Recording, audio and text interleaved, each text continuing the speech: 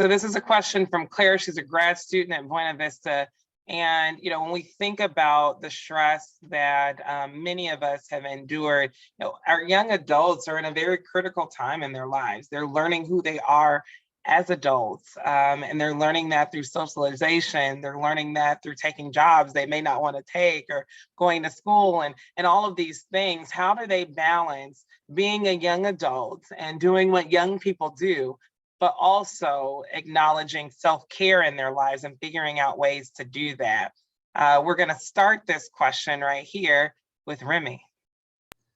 Thank you, Deidre. This one, I'm going to piggyback off of what Alex was just sharing with us, as far as oftentimes reaching out for those services that are available to us is one of the things that can oftentimes be most helpful, is to just have a listening ear of someone who can perhaps offer some outside perspective, or a new insight that we haven't considered. I think occasionally when we have situations like this, it is, when we go into therapy or any kind of counseling situation, oftentimes we're like, there's a perception of, well, this is something only I have experienced, and this is an individual problem. However, with this pandemic, it's been something that has affected us all, again, in differing ways, but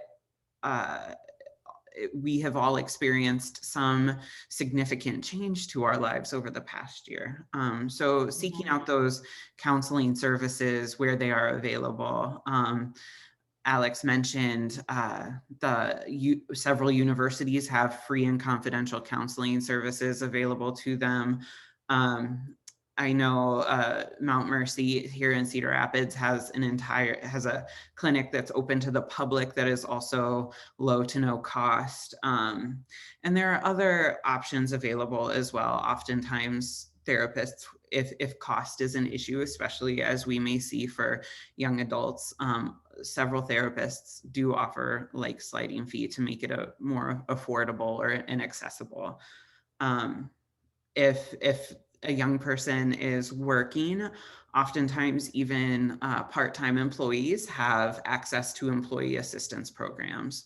Oftentimes short-term services can be offered through this, and it may not even just be therapy services that can be offered through this. Oftentimes it can be access to massages, or yoga classes, or gym memberships that are also really wonderful and valuable ways to take care of ourselves.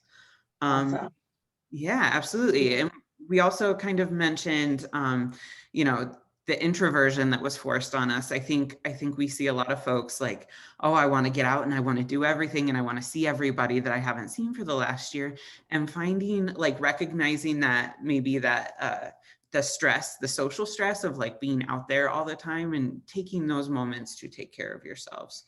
And especially, again, one of my passions is always accessibility and affordability.